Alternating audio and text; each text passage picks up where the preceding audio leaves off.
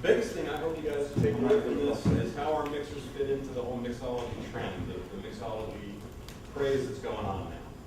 A lot of people think, okay, mixology, well, you can't use mixers if you want to be a true mixologist, even though there is no such thing, because it's really not a word.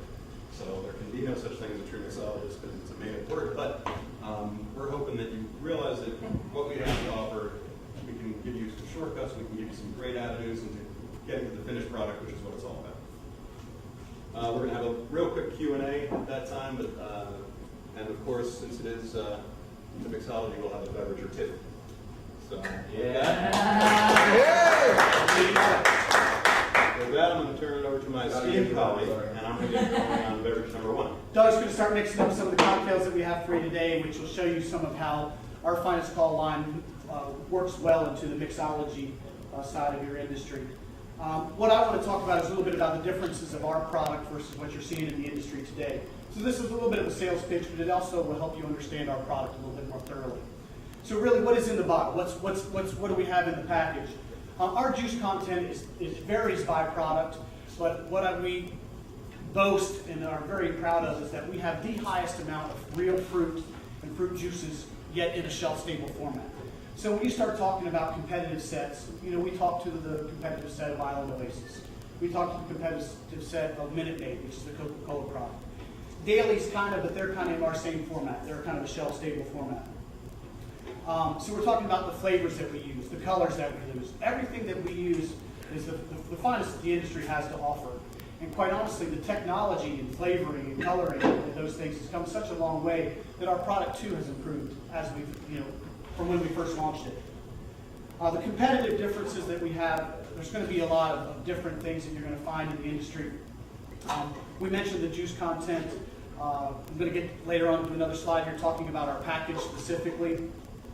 When you start talking about usability and the operational function of Finest Call products versus some of the competitive set, when you start talking about a frozen product like an Island Oasis or a Coca-Cola product, there's pull thaw involved. You got to plan ahead. You got to have the 2 or 3 day pull thaw. If you did that, chances are you probably forgot to do that on a busy Friday or Saturday night. You're pulling that out of your freezer very quickly and putting it in a sink of running water, whether it be cool water or hot water. That damages their product. The fast thaw of their product actually hurts their product. Our product is shelf stable. It is shelf stable for up to 2 years in a room temperature format. Once it's opened, it has, again, a very long shelf life. You are more times than not using the product up in its entirety before the product will go bad. Nature enhanced versus all natural. You heard me mention the frozen line, and that's really where the all natural comes in. Those folks at Island Oasis and Coca-Cola, they mention that their products are all natural. We call our product nature enhanced. The only difference is our product is 99.9, for lack of better terms, all natural product. The only thing that is not a natural product in our package is the preservative. What they do differently is you heard me mention that they freeze their product. They have to freeze to keep their product in a stable format. What happens when you take it out of that stable format? It immediately starts to break down. Frozen strawberries, over a course of time, will lose color. They're going to lose nose. They're going to lose flavor. They will even, actually what's happening is they're rotting on you, okay? Our product, we don't do that. We have a product in there, a preservative in there that keeps this product stable. So again, you're going to typically use the product up before the product will go bad. The colors are there, they're going to remain. The nose is there, it's going to remain. The flavor is there, it's going to remain. It's what the consumer knows of a strawberry daiquiri. When you put a strawberry daiquiri in front of them, they know it. They know it's going to be there. The color is there, and it'll be there every time. Our award-winning package, Bill, correct me if I'm wrong, but this is a 2-time package industry. There's an industry, obviously, that regulates packaging. This is a 2-time product of the year, package of the year. You guys know it as the store and pour. We mimic the store and pour bottle. Something that you might not know about our package is the label itself has been specially formatted so that it is non-slip. So even as it gets wet on a busy Friday or Saturday night, it's non-slip. We have 3 different pour spouts in the very near future. We have the small pour spout, which you see on our lime juice, grenadine, bar syrup, things like that. This is calibrated very, very closely to the pour spout that you guys are so familiar with, which is the 285-50 by Spill Stop. So it's about 1/4 ounce per second. So we've calibrated this pour spout to that. We have a medium pour spout that is not yet out, but it will be out very shortly, which will be on our higher viscosity like items. Mojito mix, sweet and sour mix, mojito mix. And it too has been somewhat calibrated to a fact of about 1 ounce per second. Again, what we're trying to do is allow the bartender to develop feel. We know that on a busy Thursday, Friday, or Saturday night, you're not going to get the measuring cup and measure 4 ounces or 3 ounces at a time. You just can't do that. Again, the advantage of our product. So what this does is allow you to develop a feel so that you can be more accurate with your pours. The last of the pour spout is our biggest one, which is the largest diameter, which you're going to find in your purees, our Bloody Mary, and things of that nature. And again, based on the product, pretty close to about 1 ounce per second. So again, it allows you guys to develop that feel for the pour. So when you're talking about what's in the bottle itself, how it pours out of the bottle, we've pretty much thought of you guys and kept you guys in mind. We made it a bartender-friendly package.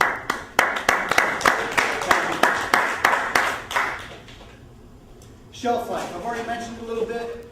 As you see this product in front of you, we put a shot of nitrogen on top of the bottle that removes any oxygen that was in it during the packaging process.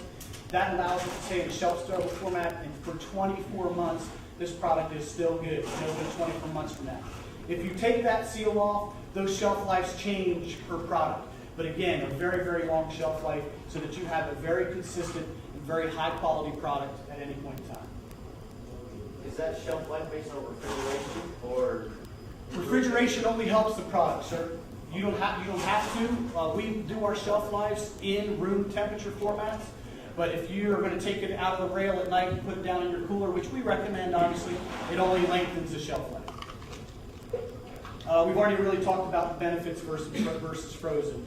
From an operational standpoint, talking about pull thawing the products and things of that nature, it's just we feel it's a better product. Today's featured beverage, our next one that's coming out from Mr. Doug there. Doug, you want to elaborate on this one? Yeah, we're actually going to have 3 different drinks today. I made enough here. I developed most of these in my personal test kitchen, which is the same kitchen I eat a Chef RD in. I end up throwing away more drinks, and anybody in here who makes their own drinks knows you probably throw away more than you end up keeping. These I've come up with. I've showed these to some customers. I think they're pretty good. A little nervous because I've got a room full of bartenders here, so I hope you guys like them. It looks great. Great recipe. I love the candy. Yeah, you can really get the color through these public samples. Presentations, everything. Absolutely. Real quick, before we get into the Q&A later, I'm just curious, as you guys make up drinks and then you have a development session later, anybody have any good just inspiration stories of where you get inspiration from for your cocktails? And I find you can get great inspiration in a Circle K looking at the beverage barn. If it tastes good in a Snapple, it's probably going to taste good in a cocktail. I mean, this particular drink, of all places, I think, was in a hotel, and the hotel gives you shampoo. I mean, we're in hotels 50-60% of our lives, we travel quite a bit. But the hotel was a mango ginger something. Shampoo. The shampoo. Shampoo. Sure did smell good.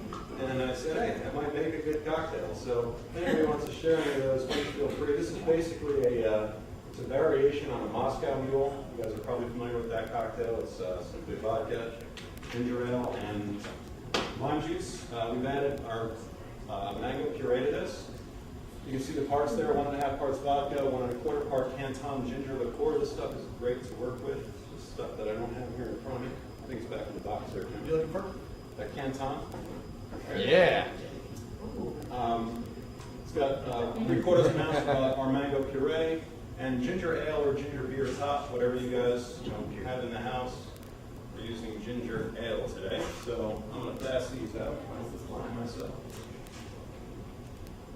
For the spirited dinner last night, one of the drinks we did was a mango ginger capriosca. We used the Canton liqueur with the absolute mango. It pairs perfectly good with cilantro we put in there too. Phenomenal drink, so I definitely agree with this recipe. Again, please bear in mind, we're trying to show you the versatility of our product.